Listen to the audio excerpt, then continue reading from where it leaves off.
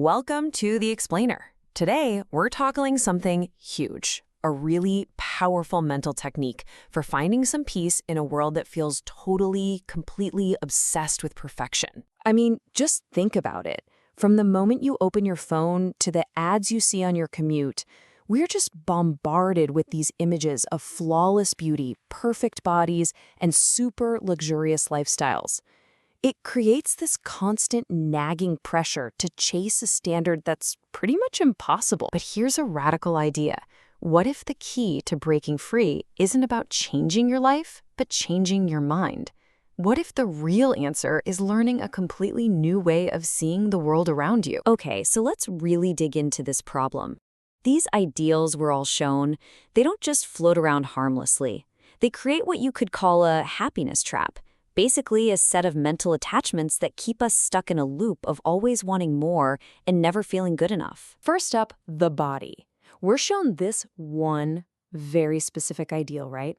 It's usually super slender, and it's always youthful. This image becomes the yardstick we measure ourselves against, and honestly, it is exhausting. And then there's all the stuff. The deep down desire for expensive brand name things, from the car we drive to the watch on our wrist. Society pretty much screams at us that these things are the ultimate signs of success and happiness. And of course, the flawless face. Perfect skin, symmetrical features, it's almost become a kind of social currency. Any little blemish or sign of aging can cause real anxiety because we've been taught to see it as a problem that needs to be fixed. So, when you're caught in this trap, what's the way out? Well, the solution is, frankly, pretty counterintuitive, but it is incredibly powerful. Now, before you click away thinking this is all about being negative or cynical, it's not. Not at all. Think of it as an intellectual exercise. It's about using clear-eyed insight to break the spell of attachment and just see things for what they really are without all the marketing spin. Okay, so how do we actually do this? How can we put this into practice? Well, it boils down to a toolkit of 3 mental lenses we can use to deconstruct how we perceive beauty and value. These 3 lenses are based on principles known as Asubha, Anika, and Dhatu 4. Now, don't worry about the names. Just think of them as 3 powerful ways to look at any person or object to see what's really there. Let's break down that first one. So the first lens is Asubha.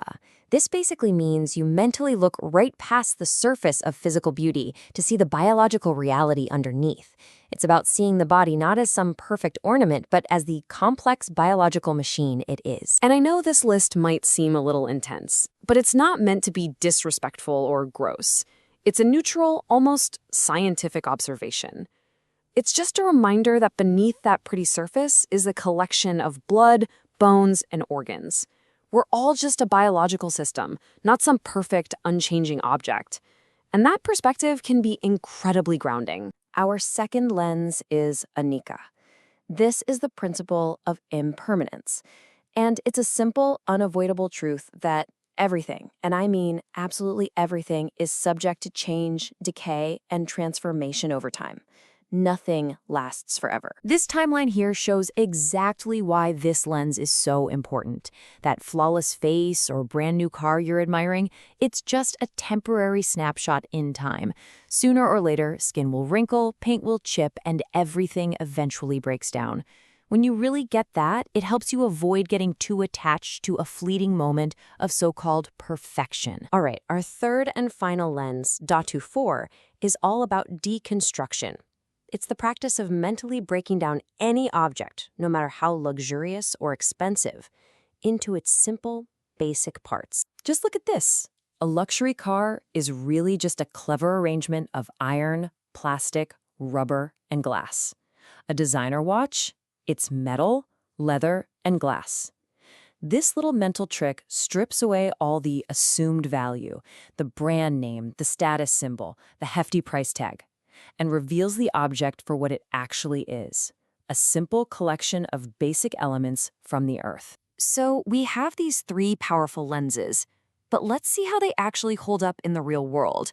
I mean, it's one thing to talk about these ideas, but what does it look like when someone really uses them? And I know what you might be thinking. This all sounds like some ancient philosophy. Can it really work in our crazy, hyper-modern, image-obsessed world? Well, we found a pretty amazing example that suggests yes. Yes, it can. This quote is from a successful entrepreneur working right in the heart of the fashion and beauty industry.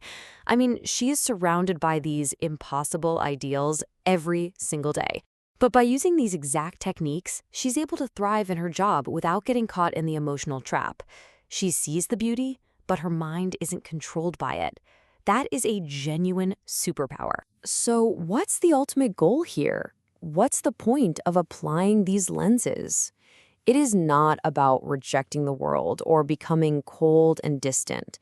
It's about gaining something much more profound. Inner freedom. This right here is the fundamental trade-off. Attachment. That leads to that endless cycle of desire, a little bit of satisfaction, and then the inevitable disappointment. It really is a trap for the mind. But freedom, the ability to see reality clearly, that leads to genuine inner peace and stability no matter what's going on around you. And let's be absolutely crystal clear on this last point. The goal here is not to become some hater of beautiful things or a judgmental person. The real prize is developing a mind that is so strong, so stable that it can appreciate beauty without being knocked off balance or controlled by it. It's about building mental resilience. So I'll just leave you with this question to think about. Imagine being free from that constant low-level buzz of anxiety about your appearance or your status. Imagine having a mind that isn't burdened by needing approval from the outside. What could you do with all that extra energy? What could you achieve if your mind was truly free?